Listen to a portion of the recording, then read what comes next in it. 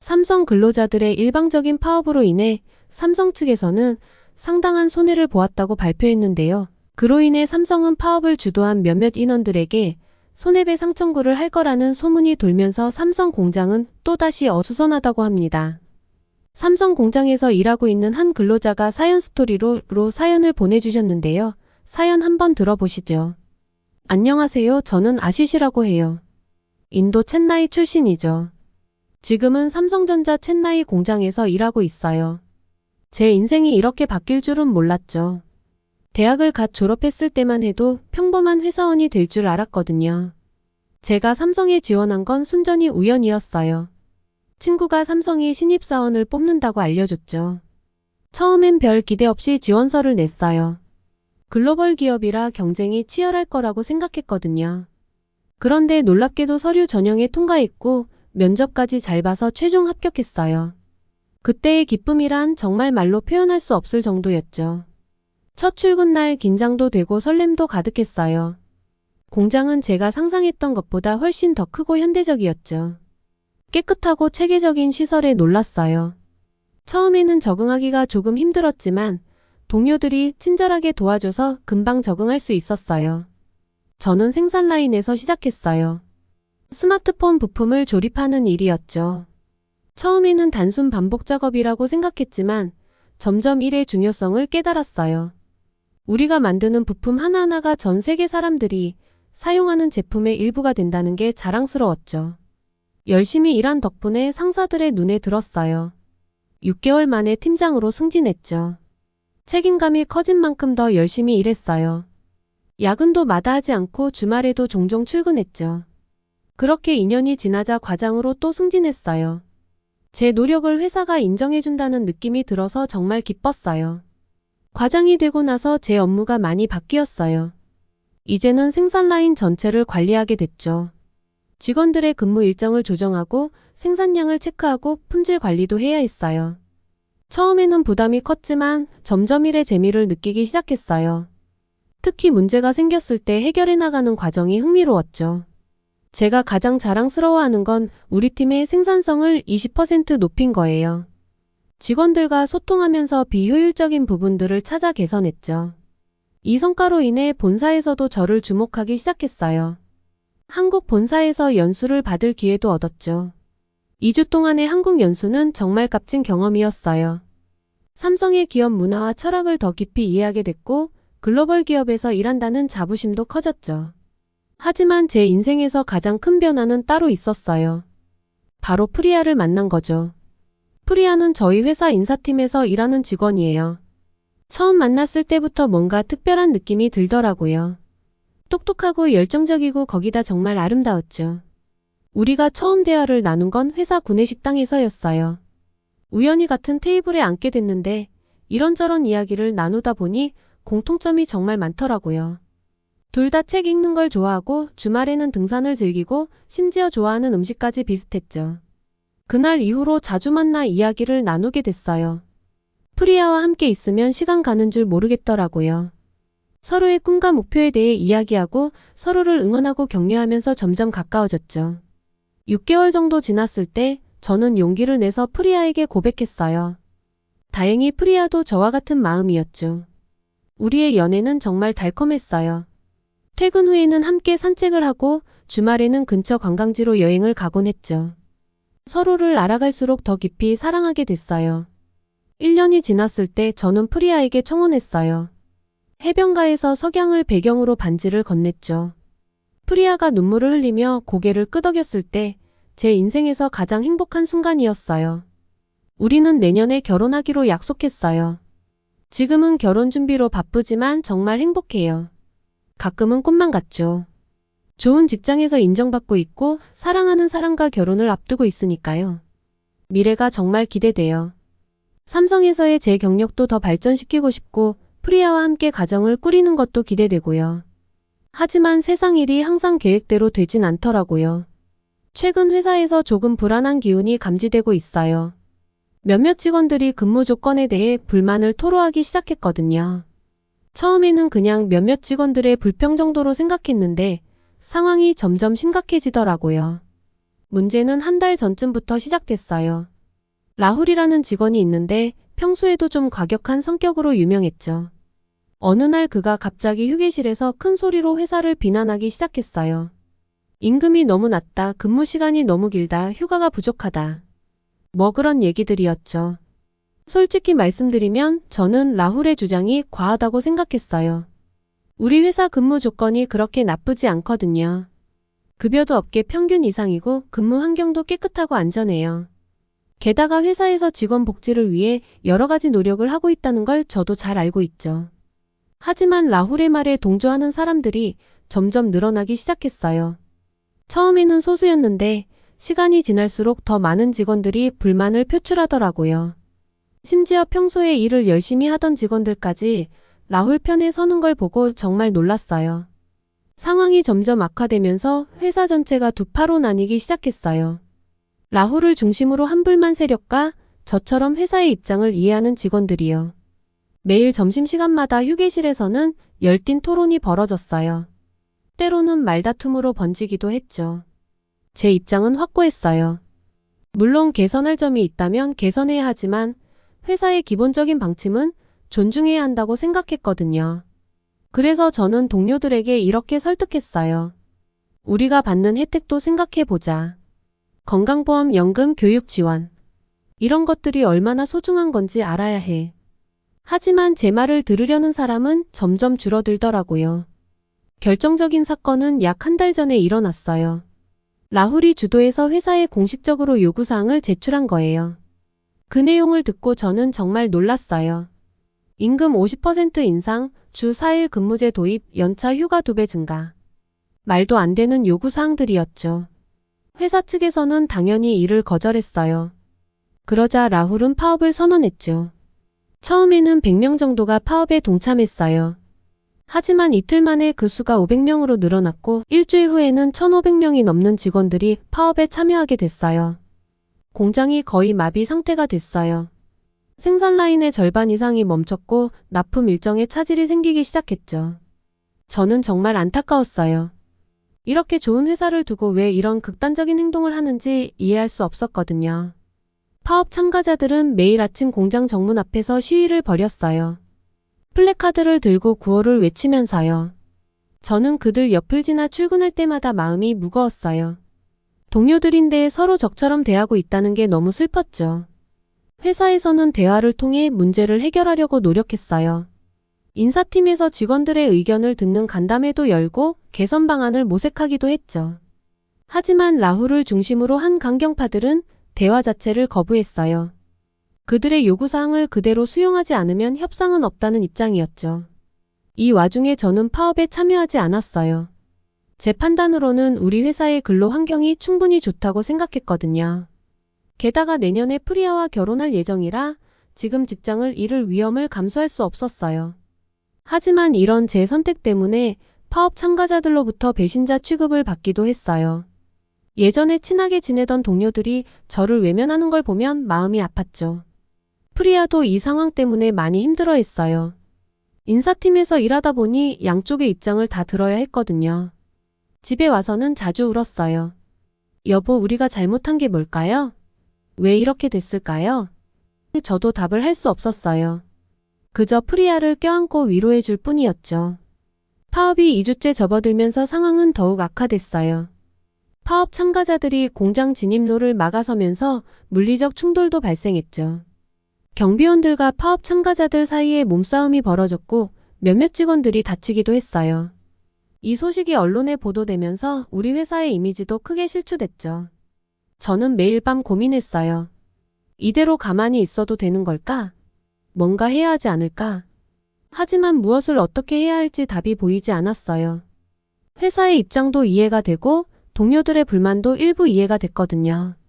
그 사이에서 저는 점점 지쳐갔어요. 이런 상황 속에서도 일은 계속해야 했어요. 파업 불참 직원들끼리 서로 도와가며 최소한의 생산량은 맞추려고 노력했죠. 때로는 12시간, 14시간씩 일하기도 했어요. 육체적으로도 정신적으로도 너무 힘들었지만 이렇게라도 회사를 지켜야 한다는 생각으로 버텼어요. 지금 생각해보면 그때가 제 인생에서 가장 힘든 시기였던 것 같아요.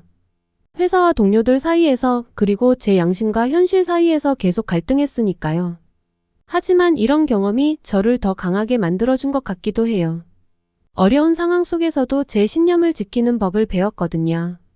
이렇게 파업 사태는 점점 악화일로를 걸었어요. 대화의 여지는 점점 줄어들고 양측의 입장 차이는 더욱 벌어져 갔죠. 파업 3주차에 접어들면서 상황이 급격히 나빠졌어요.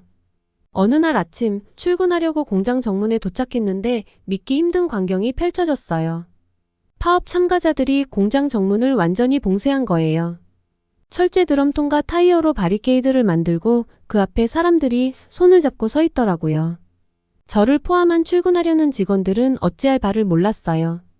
강제로 들어가려 하면 물리적 충돌이 일어날 게 뻔했거든요. 결국 우리는 그날 출근을 포기할 수밖에 없었어요. 집에 돌아가는 길에 마음이 너무 무거웠어요. 이제 정말 돌이킬 수 없는 상황이 된 것 같았거든요. 그날 오후 뉴스를 통해 충격적인 소식을 들었어요. 경찰이 공장에 투입됐다는 거예요. 전경들이 강제로 바리케이드를 해체하고 파업 참가자들을 해산시키는 장면이 생중계로 방송됐어요. 최루탄이 터지고 사람들이 넘어지고 고함 소리가 들리는 걸 보면서 눈물이 났어요. 저게 정말 우리 회사에서 벌어지고 있는 일이라니 믿기지 않았어요. 경찰 투입으로 인해 20여 명의 직원들이 부상을 입고 병원으로 이송됐대요. 10명 정도는 체포되어 경찰서로 연행됐고요. 이 소식을 듣고 정말 가슴이 아팠어요. 얼마 전까지만 해도 함께 일하고 웃던 동료들인데 이렇게 될 줄 누가 알았겠어요. 이 사건은 삼성 챗나이 공장 파업을 전국적인 이슈로 만들어버렸어요. 모든 뉴스의 헤드라인이 우리 회사 얘기였죠. 노동운동가들과 인권단체들이 경찰의 과잉 진압을 비판하면서 시위에 동참하겠다고 나섰어요. 반면에 일부 언론에서는 불법 파업의 문제점을 지적하며 회사 측 입장을 옹호하기도 했고요. 이런 와중에 가장 충격적인 소식은 따로 있었어요. 인도 총리가 직접 이 사태에 대해 언급했다는 거예요. 총리는 성명을 통해 외국 기업의 투자는 인도 경제에 매우 중요하며 노사 간 갈등은 대화를 통해 평화롭게 해결해야 한다고 말했어요. 국가 최고 지도자가 나설 정도로 상황이 심각해진 거죠. 총리의 발언 이후 인도 정부가 직접 사태 해결에 나섰어요. 노동부 장관이 삼성 경영진과 노조 대표를 불러 중재에 나섰죠.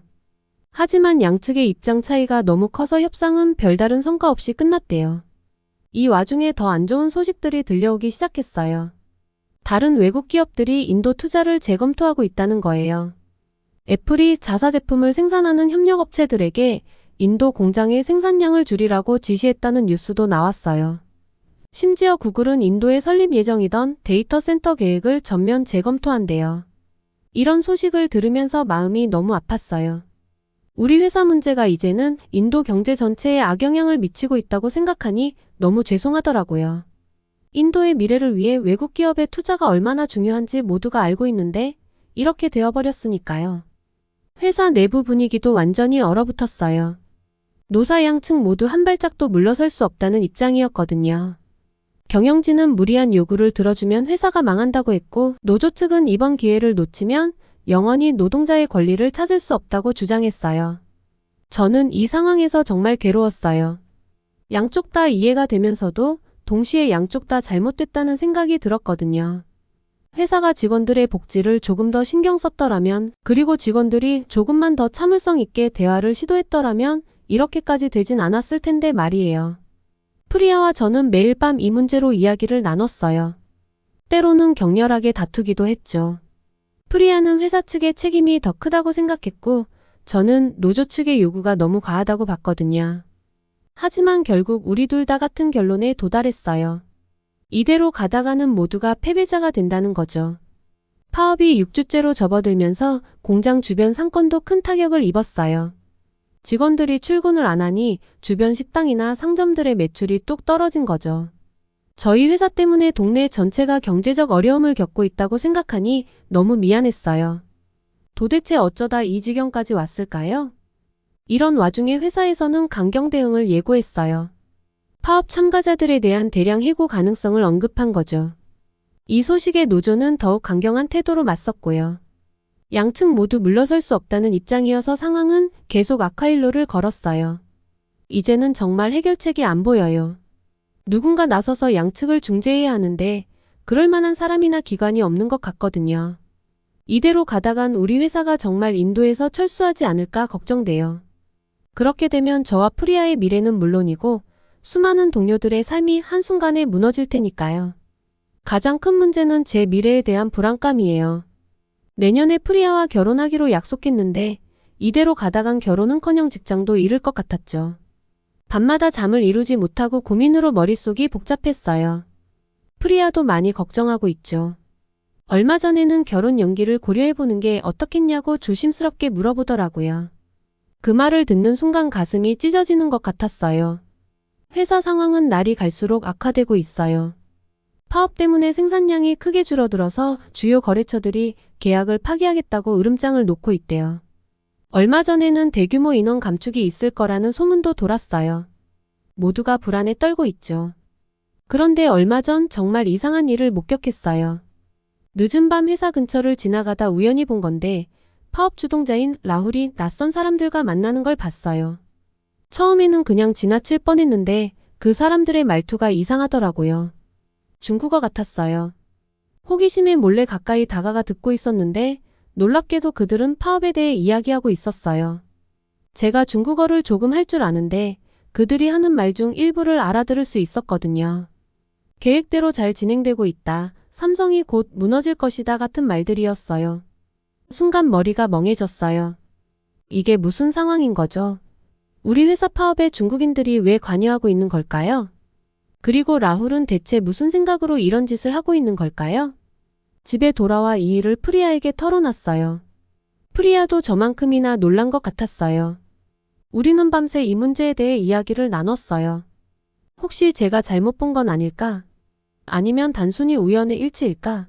하지만 뭔가 이상한 낌새가 느껴졌어요. 다음날 저는 조심스럽게 동료들에게 이 이야기를 꺼냈어요. 대부분은 믿지 않았지만 몇몇은 관심을 보였죠. 특히 라메시라는 동료가 흥미로운 이야기를 들려줬는데요. 최근 중국 기업들이 인도에 대규모 투자를 하고 있다는 거예요. 특히 전자제품 분야에 집중하고 있다고 하더라고요. 이 이야기를 듣고 머리가 복잡해졌어요. 혹시 중국 기업들이 삼성을 견제하기 위해 이번 파업을 조종하고 있는 걸까요? 아니면 이건 그저 음모론에 불과한 걸까요? 확실한 건 알 수 없었지만 뭔가 큰 그림이 있다는 느낌이 들었어요. 그리고 며칠 전부터 갑자기 라훌이 출근하지 않는다는 소문이 돌기 시작하는 거예요. 누군가 봤다는데 경찰차를 타고 어디론가 갔다고 하더라고요. 무슨 일이 벌어진 걸까? 너무나 머릿속이 복잡했어요. 파업 참가자들 사이에서도 동요가 일어나기 시작했어요. 리더가 갑자기 사라지니까 불안해하는 분위기였죠. 일부는 파업을 계속해야 한다고 주장했지만 다른 이들은 이제 그만하고 일터로 돌아가자고 했어요. 이 와중에 또 다른 충격적인 소식이 들려왔어요. 삼성이 인도에서 완전히 철수할 수도 있다는 거예요. 터키에 새로운 공장을 짓고 있다는 소문도 있더라고요. 이 소식을 듣고 정말 가슴이 덜컥 내려앉았어요. 만약 삼성이 정말 떠난다면 우리는 어떻게 되는 걸까요? 프리아와 저는 밤마다 이 상황에 대해 이야기를 나눴어요. 우리의 미래가 점점 불확실해지는 것 같아 두려웠죠. 때로는 울기도 하고 때로는 서로를 위로하기도 했어요. 하지만 우리 둘 다 알고 있었어요. 이대로는 안 된다는 걸요. 어느 날 밤 우리는 중요한 결정을 내렸어요. 더 이상 방관자로 있지 말자고요. 우리가 할 수 있는 일을 찾아보기로 했어요. 먼저 파업에 참여하지 않은 동료들을 모아 대책회의를 열었어요. 어떻게 하면 이 사태를 해결할 수 있을지, 우리가 할 수 있는 일은 무엇인지 함께 고민했죠. 회의 결과 우리는 직접 행동에 나서기로 했어요. 먼저 회사 측의 노사 간 대화의 장을 다시 마련해달라고 요청했어요. 동시에 파업 참가자들에게도 대화에 나설 것을 촉구했고요. 우리의 메시지는 단순했어요. 우리 모두 같은 배를 타고 있다. 서로를 이해하고 양보하며 해결책을 찾자. 사람들 앞에서 말하는 것을 항상 어려워했는데 프리아도 저를 많이 도와줬어요.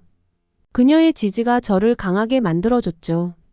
그렇게 점점 저희는 해결책을 찾으며 상황은 점점 나아지기 시작했죠. 지난주에 회사 측에서 공식 성명을 발표했어요. 근로조건 개선을 약속하면서 구체적인 계획을 제시한 거죠. 임금 인상, 근무시간 단축, 복리후생 확대 등 꽤 괜찮은 제안이었어요.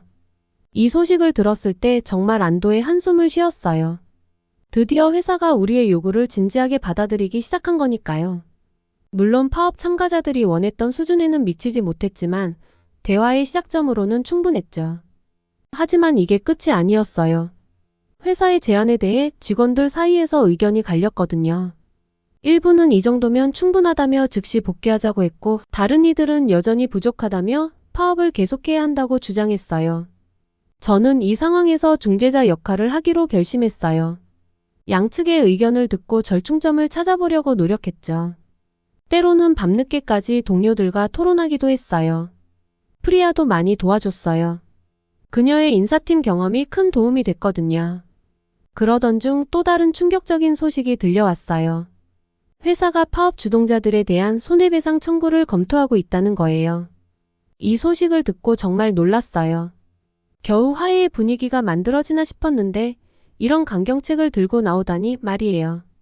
이 소식이 퍼지자 파업 참가자들 사이에 큰 동요가 일어났어요. 많은 이들이 두려워하기 시작했죠.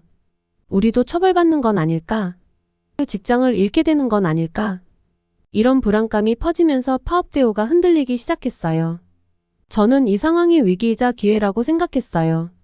한편으로는 직원들의 불안을 잠재워야 했고, 다른 한편으로는 이 기회를 살려 대화의 물꼬를 터야 했거든요. 그래서 저는 용기를 내어 회사 고위 관리자들과 직접 면담을 요청했어요. 면담 자리에서 저는 솔직하게 제 생각을 털어놨어요. 손해배상 청구가 단기적으로는 효과가 있을지 몰라도 장기적으로는 회사와 직원들 사이의 신뢰를 무너뜨릴 거라고 말했죠. 대신 상호 이해와 양보를 통해 해결책을 찾자고 제안했어요. 다행히 회사 측에서도 제 의견을 진지하게 받아들여 주셨어요. 그들도 이 사태를 평화롭게 해결하고 싶어 한다는 걸 느낄 수 있었죠. 결국 우리는 타협안을 만들어냈어요. 회사는 손해배상 청구를 철회하는 대신 파업 참가자들은 즉시 업무에 복귀하기로 한 거예요. 이 소식이 전해지자 공장 전체가 술렁였어요. 대부분의 직원들이 안도의 한숨을 쉬었죠. 물론 일부 강경파들은 여전히 불만을 표시했지만 대세를 거스르지는 못했어요. 드디어 파업이 끝나고 직원들이 하나둘 일터로 돌아오기 시작했어요. 처음에는 어색한 분위기였지만 시간이 지나면서 점점 화기애애해졌죠. 오랜만에 만난 동료들과 반갑게 인사를 나누는 모습을 보니 정말 가슴이 뭉클했어요. 하지만 아직 우리가 해결해야 할 문제들이 많이 남아 있어요. 가장 큰 과제는 그동안 쌓인 불신을 해소하는 거예요. 파업 기간 동안 서로에 대한 미움과 불신이 깊어졌거든요. 이걸 어떻게 풀어나갈지 다들 고민하고 있어요. 회사에서는 직원들과의 소통을 강화하기 위한 여러 가지 프로그램을 시작했어요. 정기적인 간담회를 열고 익명으로 의견을 제시할 수 있는 시스템도 만들었죠. 저도 이런 프로그램에 적극적으로 참여하고 있어요. 우리의 목소리가 회사에 잘 전달되도록 노력하고 있죠. 한편 파업 기간 동안 밀린 작업을 따라잡기 위해 모두가 열심히 일하고 있어요. 야간 근무와 주말 근무도 마다하지 않고요. 힘들지만 우리 회사를 다시 일으켜 세우겠다는 일념으로 모두가 한마음으로 뭉쳤거든요. 일부 동료들 사이에서는 여전히 풀리지 않은 음모론에 대한 소문이 종종 들리고 있어요.